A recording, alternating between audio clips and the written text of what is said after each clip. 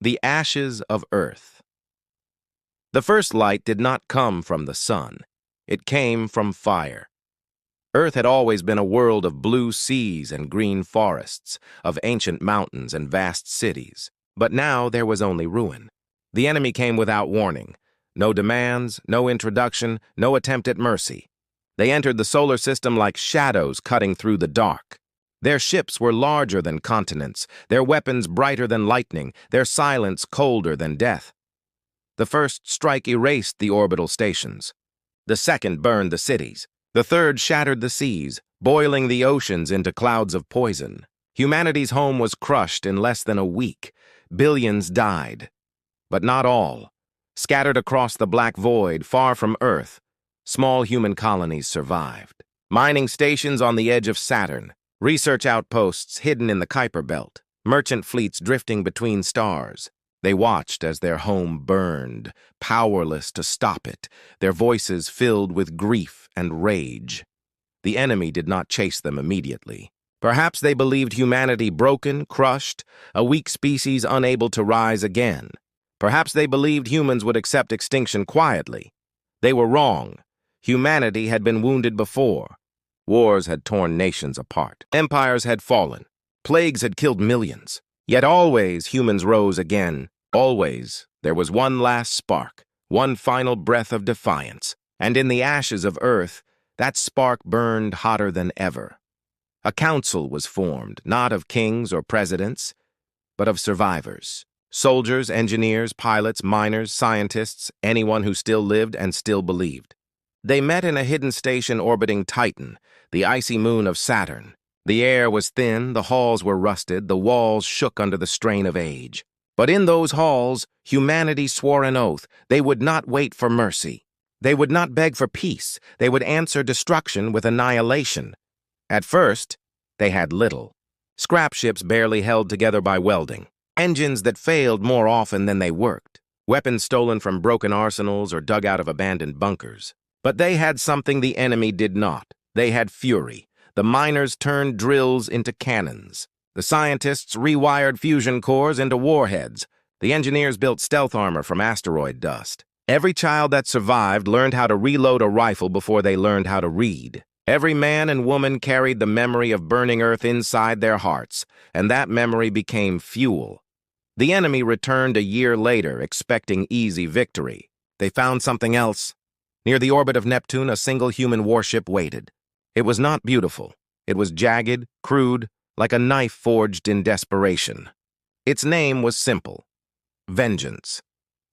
When the enemy ship entered range, the humans did not hesitate. They launched every missile, every torpedo, every shard of metal they could throw. The void exploded in fire. The alien ship staggered, its shields cracking. For the first time, the enemy bled. The humans did not survive that first battle. The Vengeance was torn apart, its crew burned in silence. But their sacrifice was not wasted. For in that moment, the galaxy learned a truth. Humanity would not die quietly. Word spread among the survivors. Stories of the Vengeance reached every hidden station, every forgotten ship. And with each story, more joined the cause. Fleets began to gather in secret. Colonies once divided united under one flag. Old rivalries meant nothing now. There was only one enemy. There was only one goal. Across the stars, whispers turned into roars. They destroyed Earth. We will destroy them. The Council gave this vow a name. They called it the Final War, and so began humanity's answer. Not a war for survival. Not a war for peace. A war for total annihilation. The darkness of space had always been cold, empty, silent.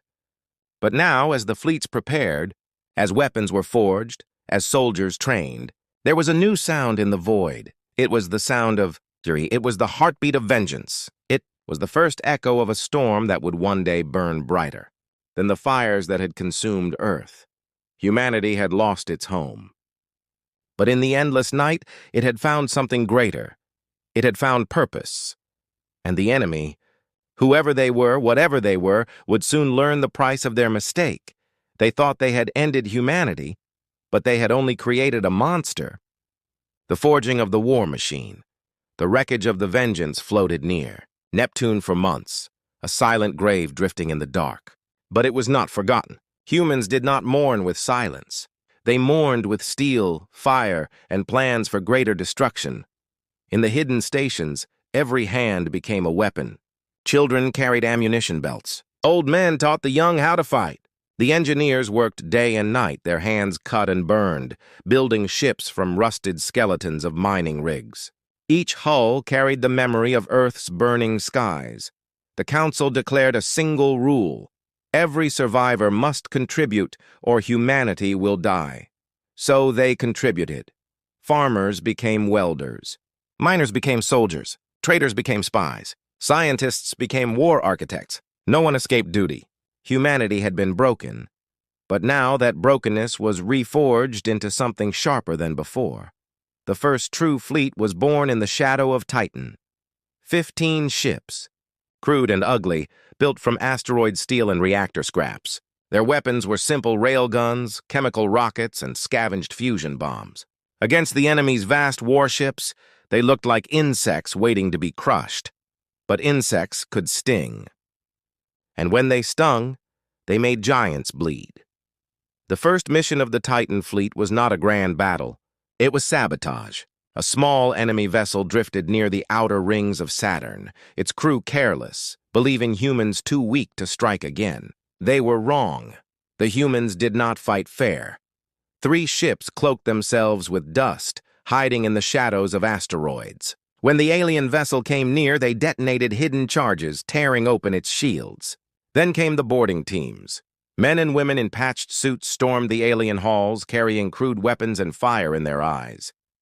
The enemy fought with strength and strange technology, but they had never seen humans fight like this, screaming, bleeding, refusing to die even when outmatched. The humans took the ship. Few survived the battle, but those who did dragged alien bodies back to Titan. For the first time, humanity studied the enemy's flesh, their machines, their weapons. Knowledge became power. The engineers tore apart the stolen vessel, learning how its engines bent gravity, how its weapons cut through steel. The scientists studied the alien blood, noting how it pulsed like liquid metal. The Council ordered everything recorded, dissected, copied. The humans did not try to become like their enemy. No, they used what they learned to make something worse, something human. They fused alien reactors into their own ships, making engines scream with new power. They converted mining lasers into weapons that could melt through enemy armor. They built bombs that could collapse entire moons.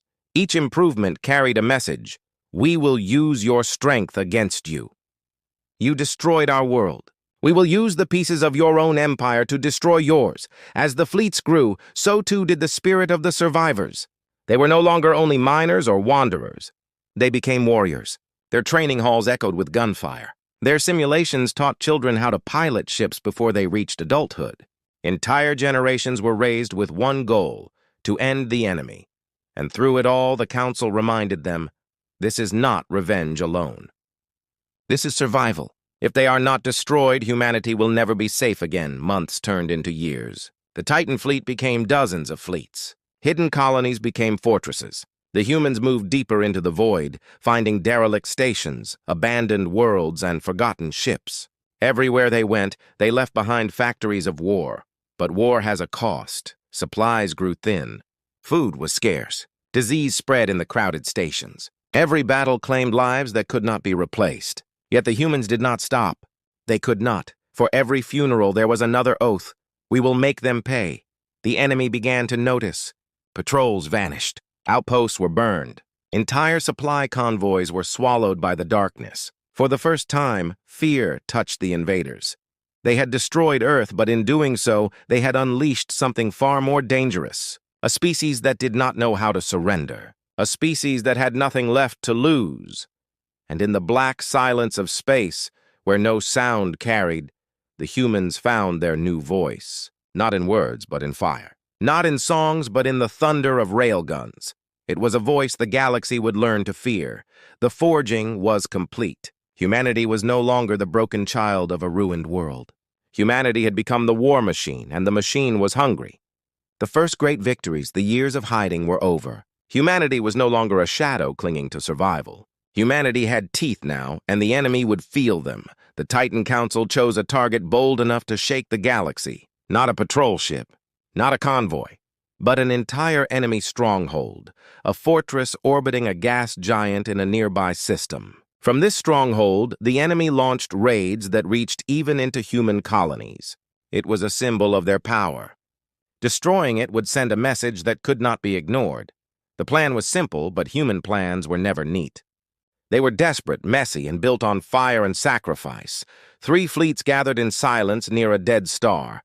Their ships were black against the void, carrying weapons forged from both human steel and alien technology. Their captains were men and women who had grown up in the ruins, carrying vengeance in their blood. When the order came, they did not hesitate.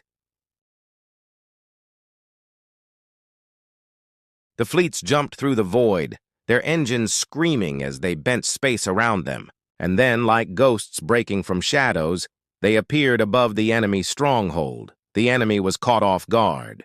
For centuries, they had thought themselves untouchable, their walls unbreakable. But humanity did not respect walls. Humanity had learned long ago that even mountains could be shattered. The battle began with fire. Human ships rained missiles, railgun slugs, and bombs of stolen alien energy. Explosions tore across the fortress, ripping holes in its armor. The enemy scrambled to respond, their warships rising like titans from the gas giant's shadow. The humans did not retreat. They did not falter. They pressed forward, their fleets weaving between the larger ships, cutting them apart with speed and fury. Boarding teams once again stormed alien vessels. Men and women fought through twisting corridors, their patched armor stained with blood and fire. The aliens were stronger, faster, armed with weapons beyond human design. But humans carried something more dangerous. Rage sharpened into will. Every corridor taken was a victory. Every alien slain was another voice added to the roar of vengeance. The fortress fell after 3 days of unending combat. 3 days where the stars burned brighter than the sun. 3 days where humans proved what the enemy had failed to understand. Humanity was not prey. Humanity was the hunter. When the last alien vessel broke apart in fire, the survivors raised their voices across the comms. No speeches, no ceremony, just one line repeated again and again. For Earth, the galaxy heard it. The fall of the fortress was not hidden. Signals spread through the stars. Whispers reached neutral species, traders, and wanderers who had watched humanity burn. They had seen Earth destroyed, but now they saw the impossible. The destroyers themselves brought low. For the first time, the galaxy asked a question it had never considered. What if humanity cannot be broken? The enemy began to respond with greater force. Armadas swept through the systems, hunting human fleets. But the humans had already changed the battlefield. They fought like shadows, striking hard and vanishing into asteroid fields, nebula clouds, and gravity wells. They turned moons into traps, stations into minefields, derelict ships into bombs. Every time the enemy thought they had cornered humanity, they lost another fleet. It was not clean victory. Humans paid with blood. Every battle claimed lives that would never be replaced. Every victory left graveyards behind, but each graveyard was proof. Humanity could win, and winning changed everything. The Council grew bolder. They ordered raids deeper into enemy territory. They struck supply lines, research outposts, even colonies the enemy had thought safe. Humanity learned to not only destroy, but to starve the invaders, to bleed them slowly until even their vast empire began to weaken. The enemy had created a war expecting an easy conquest. Instead, they had awakened a storm that refused to end, and the storm was spreading. Other species began to watch with careful eyes. Some pitied humanity, some feared them.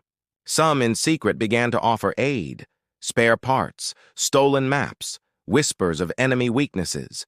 No one had ever seen such defiance before. No one had ever seen a species rise from total annihilation and strike back with such fury. The humans had started as survivors. Then they became warriors. Now they were becoming something greater. They were becoming legends, and legends do not die. The unleashing. The enemy had learned fear, but fear alone was not enough to stop them. Their empires stretched across stars, their fleets numbered in the thousands. Against such power, humanity was still small, still fragile. Every battle won came with heavy losses. Every victory was paid for in blood. But humans had always been creatures of invention, and now, invention turned into nightmare. From the wreckage of captured ships and the brilliance of desperate minds, humanity began to build weapons that had never existed before. They were not elegant. They were not beautiful. They were brutal, reckless, and designed for one purpose: total destruction. The first of these was the Ashmaker, a bomb forged from stolen alien cores and twisted human engineering. When detonated, it did not simply burn a city or shatter a ship. It consumed everything within its reach, turning matter into dust and leaving only silence behind. The Ashmaker was not a weapon of war. It was a weapon of erasure. The second was the Iron Reaper, a swarm of drones no larger than a human fist, each one armed with a single charge strong enough to pierce armor. They moved like a cloud of knives, silent and unstoppable. Against them, no shield could hold. Once released, they swarmed through ships like locusts, tearing them apart from the inside. The third was perhaps the most feared: the Gravedigger engines. These machines turned entire asteroids into guided missiles, each one wrapped in stolen gravity drives. When hurled at a planet or station, there was no defense. Entire worlds shook when they struck. The Council had hesitated at first. To unleash such weapons was to step into darkness. But hesitation was burned away by memory. Earth had been destroyed without mercy. The enemy had never questioned their cruelty. Why should humanity hold back now? And so, the weapons were unleashed. The first Ashmaker was dropped on an enemy shipyard orbiting a star. The explosion lit the void brighter than the star itself, and when the light faded, there was nothing left. No debris, no survivors. Just silence. The Iron Reapers followed. Released into an armada of enemy cruisers, they cut through steel and flesh alike, reducing the mighty ships to drifting carcasses. Not a single drone was recovered. The humans designed them to self-destruct after the slaughter, leaving only terror behind. Then came the Gravedigger engines. The first asteroid, driven faster than light itself, smashed into an enemy colony. The world cracked. Oceans boiled. Skies turned to fire. An entire planet became a graveyard in one night. The galaxy trembled. The enemy, once arrogant, now turned desperate. They began to pull fleets from distant systems, abandoning outer colonies to defend their core. Their war councils grew fractured, their leaders argued, their unity crumbled, and humanity pressed harder. The Titan Council gave a new command: "We will not stop at survival. We will not stop at borders. We will not stop until their empire is ash." The fleets obeyed. They struck deeper than ever before, driving like daggers into the enemy's heart. No world was safe. No fleet could rest. Every victory of the enemy was stolen from them by human fury. But even as humanity grew stronger, the cost grew heavier. Ships were lost faster than they could be rebuilt. Stations fell silent, never to send signals again. Children raised for war were dying before they reached adulthood. Humanity was burning itself alive in order to burn the enemy. And yet, they did not stop. Because in every soldier's eyes, there was still the memory of Earth's burning skies. In the halls of Titan, the Council spoke less of survival now. They spoke of destiny. They spoke of transformation. They spoke of becoming more than a broken species. They spoke of becoming the fire that would reshape the galaxy. The enemy had destroyed Earth. Now humanity would destroy the enemy's entire future. And somewhere, deep in the black silence between stars, the enemy began to whisper among themselves. They had wanted conquest. Now they feared extinction. The monster they had created was no longer just a survivor. It was something far worse. It was humanity, unchained. The final war. The galaxy had changed. Where once the enemy's banners stretched across countless stars, now there were scars, broken fleets drifting in silence, burned colonies reduced to ash, and planets cracked open like shattered bones. Everywhere the enemy had once ruled, there was fear. Not fear of rebellion, not fear of rivals, but fear of humanity.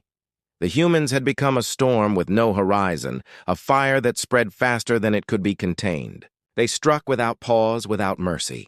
Where their fleets passed, Silence followed, and still, they pressed on. The Titan Council made its decision. The time for raids and strikes was over. The time for survival was finished. There was only one goal left: total annihilation. The enemy's homeworld was the heart of their empire, the place from which the first command to destroy Earth had come. A world of steel towers and endless fleets, defended by rings of warships and fortresses the size of moons. No species had ever dared approach it. No enemy had ever reached it. But humanity was not like the others. The fleets gathered in the shadows of a dead system. Hundreds of ships, jagged, patched, built from wreckage and rage.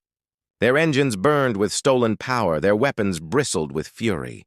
This was not an army of elegance. It was an army of vengeance. The order came. They moved. The enemy had expected them. The void around their homeworld erupted with fire as fleets of titanic warships closed in.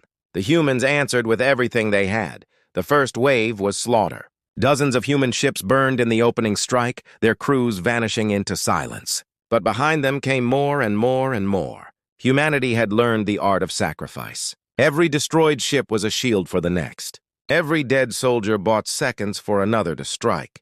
The battle raged for days. Entire moons were shattered into debris. Fortresses cracked under the fury of gravedigger engines.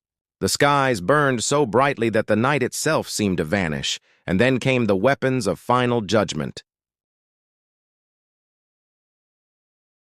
The ashmakers fell like stars, ripping open the shields of colossal carriers. The Iron Reapers swarmed into the hearts of dreadnoughts, turning giants into hollow husks. Asteroids hurled by gravedigger engines broke the lines of defense one by one.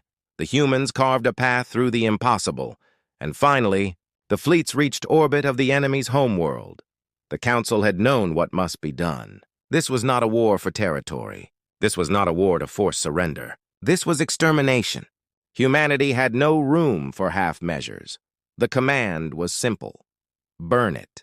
The skies rained fire.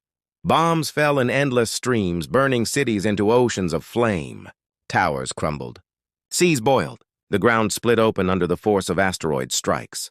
The screams of an entire species rose into the void, and then fell silent. For 3 days, the bombardment continued. No mercy, no pause, no hesitation. When the smoke cleared, the enemy's homeworld was nothing but a grave of stone and ash, and with it, their empire ended. The survivors scattered into the stars, broken, leaderless, hunted. Humanity gave them no escape. The fleets pursued them across systems, hunting every last remnant until nothing was left but silence. The war was over. Humanity had answered. But in the silence after victory, there was no joy. The stars were quiet, but they were also cold.